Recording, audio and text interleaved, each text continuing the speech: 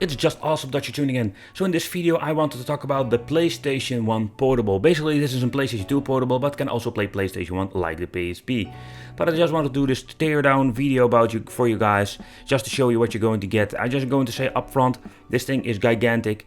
With the price, but also with the housing itself. This quick PSP comparison, so we have more like an idea how big this thing is. So it can play PlayStation 1 games, so for the people who are just a big fan of PlayStation 1 and want to play on the original hardware, this is a possibility for you guys. Because, yeah, let's be honest, but you can use a Chinese handheld to emulate PlayStation 1 nowadays. There are a couple of versions out there that I must say that the emulation is pretty decent, or you can use a PlayStation 2 Portable or PlayStation 1 Portable in this case. In the end, it's all up to you to decide what you want to do. I must say this thing is a little bit too expensive. I do like it that it's so big and it will be very comfortable in my hands. So it's another way to play PlayStation 1 games. But let's take a close look at the device itself. How is the quality and what are you going to get for the money? Alright, so let's unbox it together or unzip it together. So what are we going to get with this gigantic handheld? So this thing is fully made of plastic. So I don't know if it can survive a drop. So I'm very happy I'm going to get this protection case. Also it will be included with a USB thumb drive. If you're going to get the same version, that is something you need to ask the seller and not me. So as you can see, compared with my hands, that this handheld is just one big massive machine. Okay, what I think is really cool and also very convenient with my hand size, I really think it's a comfortable handheld to play. This sounds maybe strange because this thing is so big, but when you're holding the handheld you can reach the shoulder buttons very easily. The analog sticks are also very good positioned and feel very nice.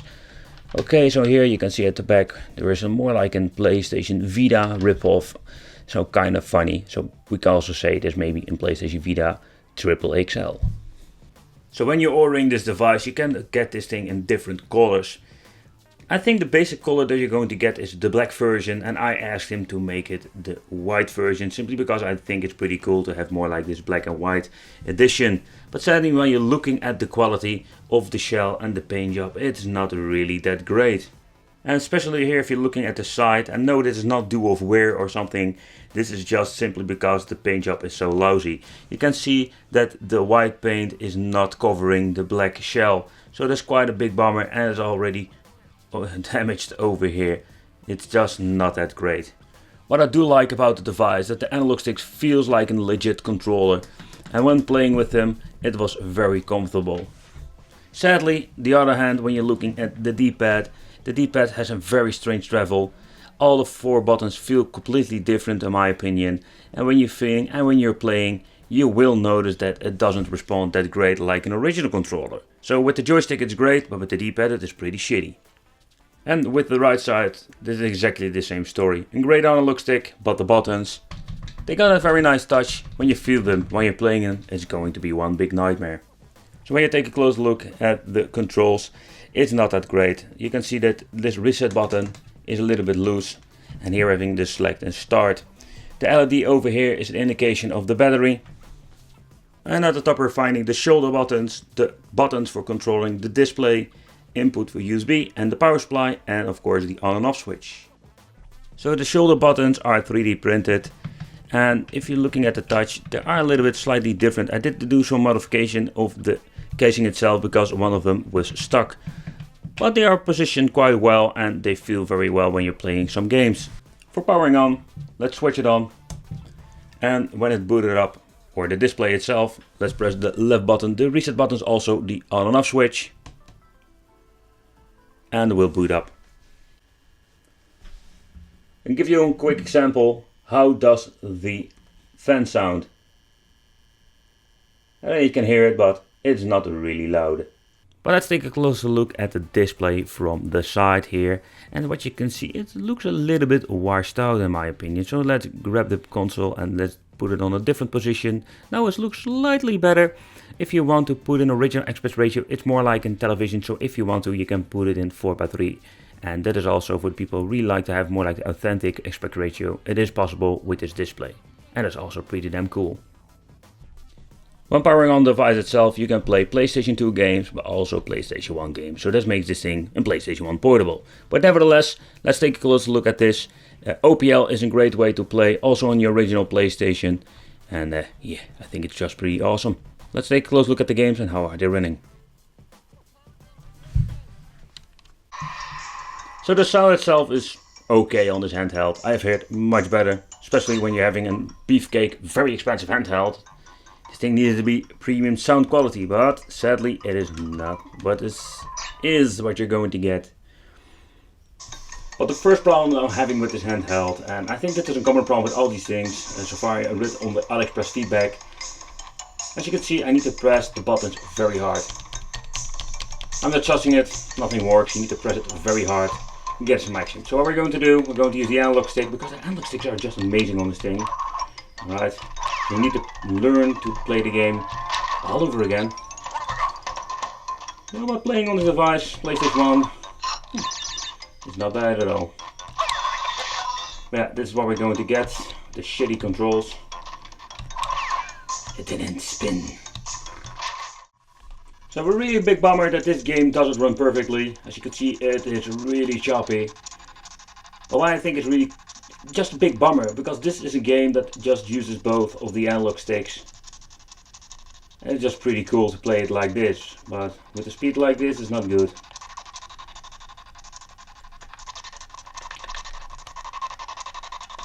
But I just wanted to give you a quick look and to show you that not all of the games are running perfectly on this device.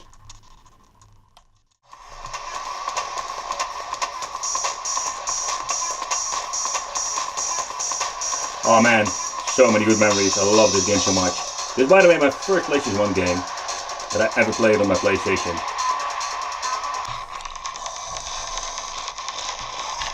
And let's see if I can even play with this bad, horrible control system. The analog system not working. Oh.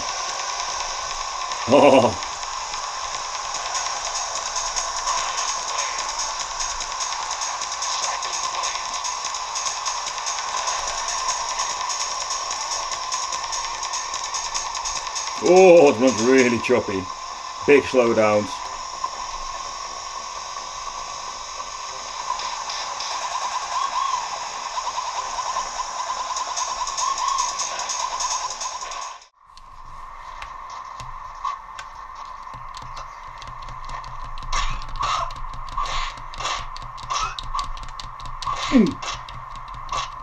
Whoop the resses.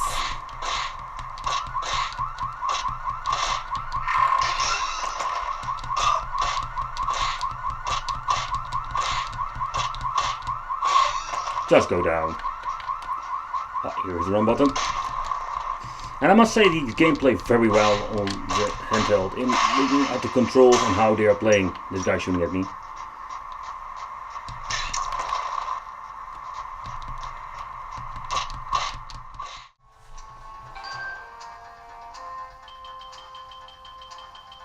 But you can see with a lot of games we're having struggling emulation and it is not that great. It's a little bit of a bummer. Yeah, you can see that it's just basically unplayable. Slow motion air type.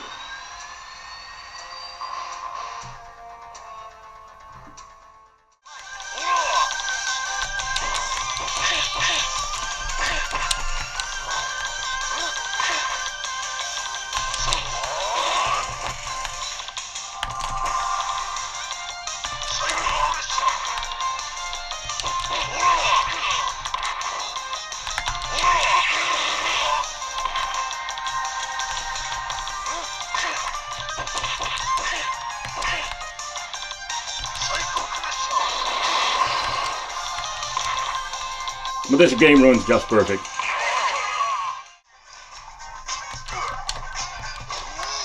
Oh man, it's Paul again. With his stupid hair. Oh my.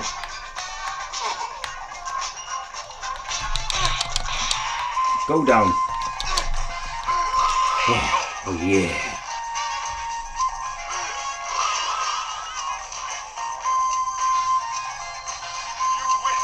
Oh yeah, I win. Yeah.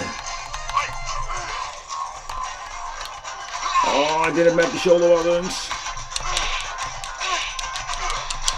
Man, you need to press the button freaking hard.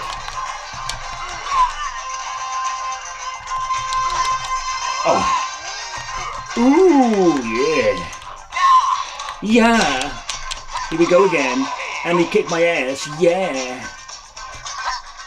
When you take a close look inside, you will see that these products are not made by a big manufacturer, and there's just a single person who make this on a couple of days or weeks.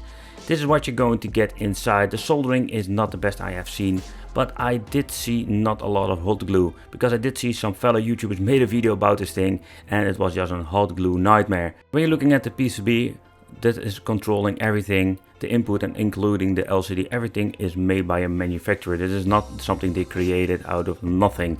This is what you're going to get inside. I'm very curious if you can even fix the buttons, because I'm guessing they are not using original Sony components for that. Okay, so with this portable you can play PlayStation 2 and PlayStation 1. I think it's a genius way that they are going to put a real hardware in a portable device. I'm always fascinated that they're doing things like that. Sadly, if you're looking at the final product, it's a little bit bad compared with, say, other companies who are making these devices. And also the price in combination with the quality is just something to cry for, simply because they needed to make this thing just perfect. For the money, there needs to be nothing to complain about. And with this, the buttons is just freaking a nightmare.